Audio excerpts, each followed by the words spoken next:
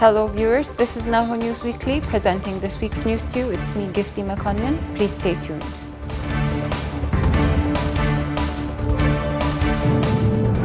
President Sahle-Work Zewde said that the victory achieved by Ethiopian athletes is more than making the Ethiopian flag fly higher than other flags. President Sahle-Work Zewde held a welcoming ceremony at the National Palace for the athletes who returned with victory. During the ceremony, the athletes were presented with awards. The president said that the victory has enabled Ethiopians to hold our heads high, adding that this victory is more than making the Ethiopian flag fly higher than other flags. She said that it has brought joy to those who had lost hope and were wondering where we're heading as a country. In her message, the president expressed her appreciation for the fact that our female athletes have shown that it's possible for women by winning 7 medals out of 10. She further explained that this day is not only a day to celebrate victory, but also a day to learn a great lesson. Ethiopia and Russia agreed to further strengthen their relations in the field of economy, trade, science, and technology. The Ifedri Deputy Prime Minister and Minister of Foreign Affairs, Demeqe Mekonnen, had a discussion with the Russian Foreign Minister, Sergei Lavrov, who was on an official visit to Ethiopia. Honorable Ato Demeqe said that we should continue to work together on common issues during this visit, just as we have been constantly enhancing each other's historical relations with the Russian Federation. In a joint statement given after the discussion, Mr. Demeqe Mekonnen said, "In our discussion, we agreed to strengthen our relations in economy, trade, science, and technology." Regarding the tripartite negotiations of the Renaissance Dam, Mr. Demeqe explained Ethiopia's position is to ensure that it is completed in a principled and fruitful manner. The Federal Deputy Prime Minister and the Minister of Foreign Affairs thanked Russia for its support to Ethiopia in the past 2 years following principles and truth. Russian Foreign Minister Sergei Lavrov presented the message sent by Russian President Vladimir Putin to Prime Minister Abiy Ahmed to Mr. Demeqe. Russian Foreign Minister Sergei Lavrov said that he is happy with the effective relationships between Ethiopia and Russia. He also stated that it is Russia's desire to hold a meeting of the Joint Commission of the two countries. Sergei Lavrov said that Russia will continue to work together with Ethiopia on international and regional issues.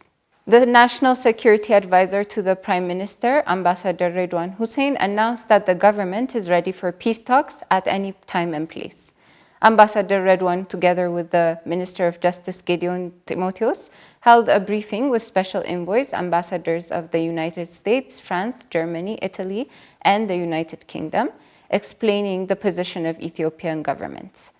During the briefing, they pointed out that the government is ready for peace talks at any time and place, and that the talks should start without any preconditions. In the information shared on his Twitter page, Ambassador Redwan pointed out that it is the government's desire that the African Union lead the dialogue process and provide logistics from many sources. Regarding the International Commission of Human Rights experts sent by the United Nations to Ethiopia, he said that the special envoys and ambassadors have been informed that the differences between the Commission and the government is being narrowed and work is being done to create a harmonious situation. He also stated that the government has allowed members of the Commission to make a return trip to Mekelle. African Development Bank signed a support agreement of $44.4 million or 2.3 billion birr. It is said that the 40 million grant will be used for the implementation of the Food and Nutrition Security Program in the Horn of Africa. $4.4 million will be used to implement institutional support projects to strengthen microeconomic management. The information we received from the Ministry of Finance indicates that the design of a program to build capacity for food and nutrition security in the Horn of Africa will contribute to the continued drought resistance and improvement of living conditions.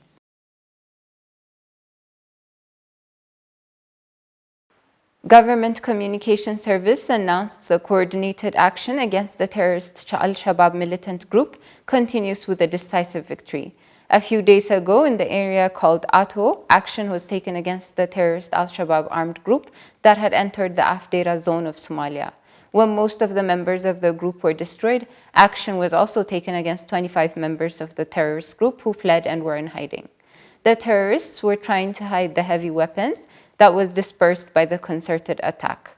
So far, 3 out of 4 long-distance communication radios that the terrorist group brought with them have been seized.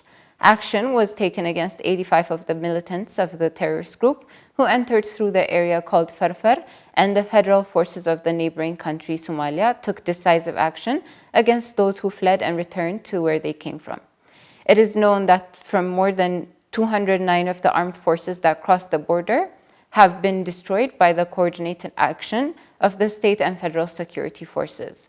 The exact number of members of the terrorist group who were captured by people and the militia of the region is still being investigated.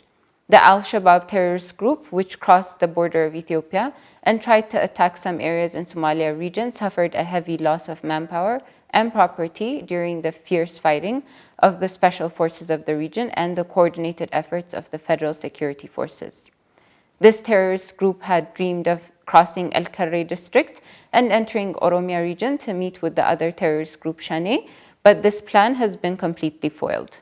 According to the government communication, the mission to clean up the forces of the terrorist group, which has dispersed and cut off by the coordinated counterattack, will continue in a coordinated manner. Apart from the security forces, the contribution and sacrifice of the local people was huge in the process of completely foiling the terrorist mission that the terrorist group brought with it and in the process of clearing it from the areas where they were still in. As we move on to our final news, the U.S. government has announced $488 million support for citizens affected by drought in Ethiopia. American charge d'affaires in Ethiopia, Tracy Ann Jacobson, made a statement to the media regarding humanitarian aid. In the statement, she stated that the aid will be used for 4.8 million citizens who need immediate humanitarian assistance due to drought. Ethiopian news agency reported that it was announced that urgent food aid and nutritious food will be provided to children. Thank you for staying with us. This was Nahoo News Weekly. Please remain tuned with the remaining programs from Nahoo Television. It was me, Gifty McCondon. Have a good evening.